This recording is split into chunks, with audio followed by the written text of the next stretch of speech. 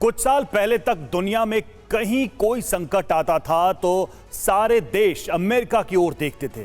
विश्व की रणनीति और कूटनीति का अंतिम फैसला अमेरिका करता था, लेकिन अब अमेरिका संकट में और भारत से आस लगाए बैठा।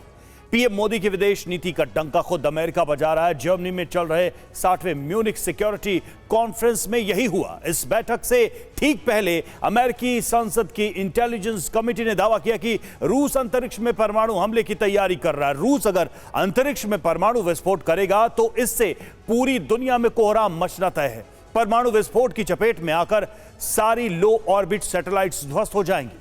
लो ऑर्बिट सैटेलाइट्स का मतलब अंतरिक्ष की निचली कक्षा में तैनात वो उपग्रह जिनकी बदौलत मोबाइल फोन चलते हैं, बैंकों के एटीएम काम करते हैं, ऑनलाइन ट्रांजैक्शन होता है, विमान और पानी के जहाजों का नेविगेशन भी सैटेलाइट की मदद से हुई होता है। अंतरिक्ष में रूस के परमाणु हमले से यह सब खत्म हो जाएगा। इस चिंता ने अमेरिका की नींद उड़ा दी है तो उसे पीएम नरेंद्र मोदी और भारत की याद आई। अमेरिका ने मान लिया कि रूस के राष्ट्रपति पुतिन को सिर्फ पीएम मोदी ही समझा सकते हैं। क्या है यह संकट और क्यों पीएम मोदी को ही संकट मोचक माना जा रहा है, देखिए रिपोर्ट।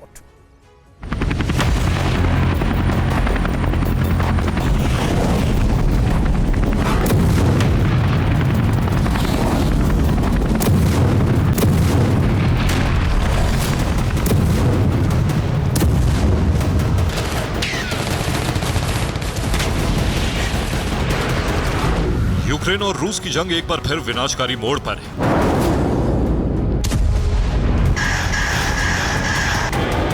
नया संकट इस बात का नहीं है कि यूक्रेन के अवदिव्का पर रूस ने कब्जा कर लिया है।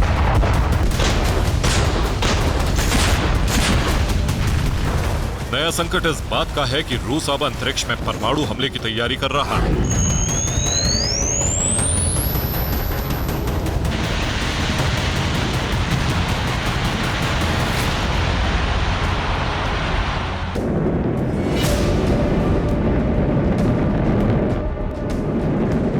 अंतरिक्ष में परमाणु हमला उसी एंटी सैटेलाइट मिसाइल से होगा जिसका परीक्षण रूस ने 16 नवंबर 2021 को किया था।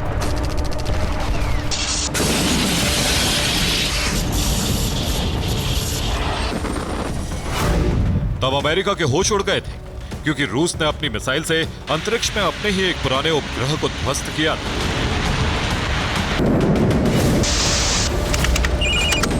उस उपग्रह के टुकड़ों से बचने के लिए इंटरनेशनल स्पेस स्टेशन पर तैनात अंतरिक्ष वैज्ञानिकों को सेफ कैप्सूल में शरण लेनी पड़ी थी।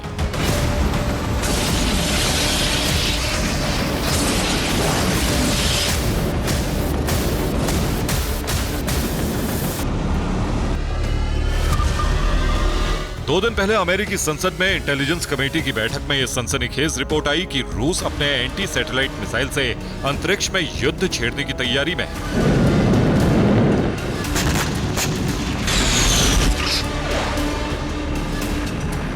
इस बार रूस किसी पुराने और बेकार उपग्रह को निशाना नहीं बनाएगा, बल्कि वो अंतरिक्ष में एक परमाणु विस्फोट करेगा।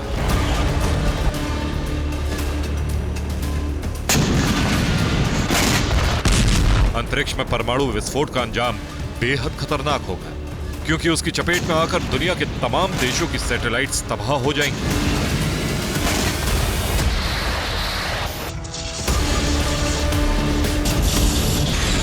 फिर धरती पर ना तो मोबाइल फोन चलेगा, न इंटरनेट, न जीपीएस और ना ही मौसम की जानकारी मिलेगी।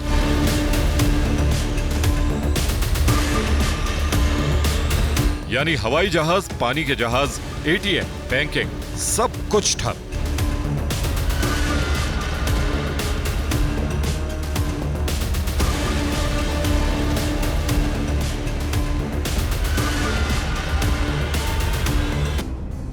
जिस खतरे ने अमेरिकी संसद और बाइडेन प्रशासन की नींद उड़ा दी, उस संकट से बचाने के लिए अमेरिका को भी एक ही नाम याद आया, भारत के प्रधानमंत्री नरेंद्र मोदी का नाम।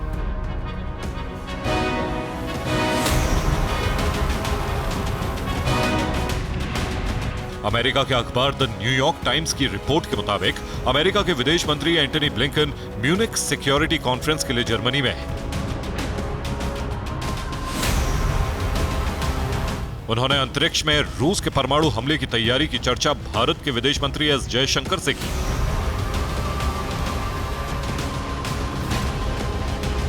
क्योंकि अमेरिका भी मानता है कि मौजूदा समय में सिर्फ भारत ही है जो रूस को समझाकर दुनिया को बचा सकता है।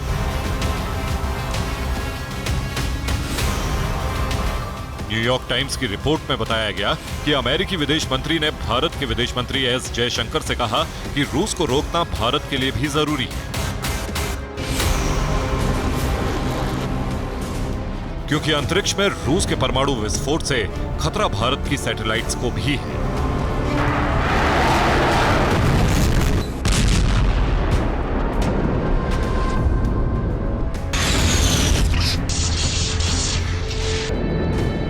स्पेस में परमाणु विनाश का खतरा रोकने के लिए अमेरिका की आखिरी उम्मीद भारत ही क्यों है?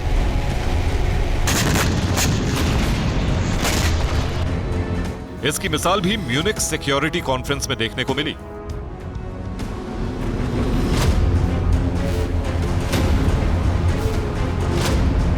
बैठक के बाद खुली चर्चा के लिए अमेरिकी विदेश मंत्री ब्लिंकन, भारत के विदेश मंत्री एस जयशंकर और जर्मनी की विदेश मंत्री अन्नालेना बेयरबॉक एक मंच पर थी।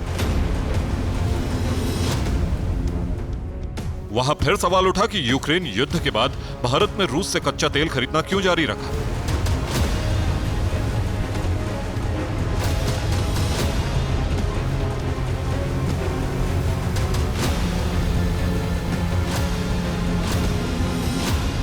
Problem for other people.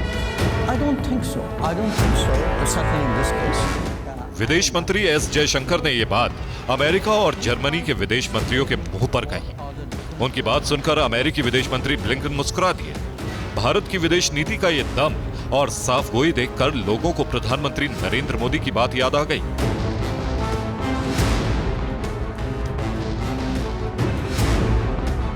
सोलह सितंबर 2022, समरकंद, उज्बेकिस्तान।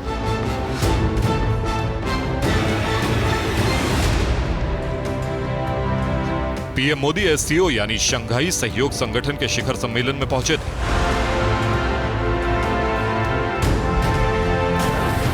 यूक्रेन युद्ध के 7 महीने बीत चुके थे और पुतिन से शांति वार्ता की हिम्मत अमेरिका या यूरोप के किसी भी नेता ने नहीं दिखाई थी। तब पीएम मोदी ही थे जिन्होंने पुतिन की आंखों में आंखें डालकर कहा था कि ये युद्ध का समय नहीं है।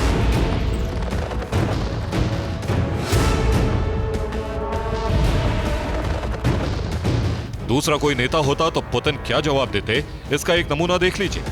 फरवरी 2022 से पहले ब्रिटेन के तत्कालीन प्रधानमंत्री बोरिस जॉनसन ने भी रूस के राष्ट्रपति को समझाने की कोशिश की थी कि वो यूक्रेन पर हमले का इरादा टाल दें। लेकिन पीएम मोदी से शांति की नसीहत सुनने के बाद भी रूस के राष्ट्रपति पुतिन ने जब भी भारत का जिक्र किया, उनके मुंह से पीएम मोदी की तारीफ ही निकली।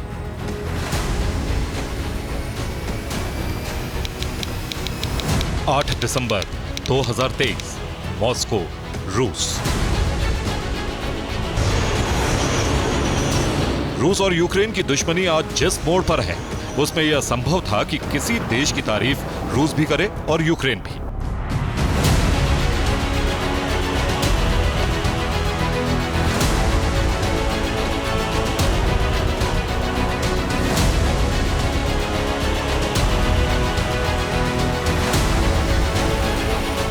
इस असंभव सी कूटनीति को भी पीएम मोदी ने संभव करके दिखा दिया।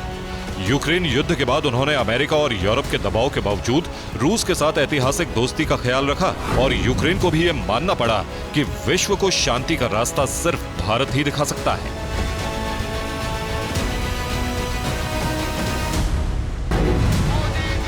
Bureau report, TV9 Bharatvarsh.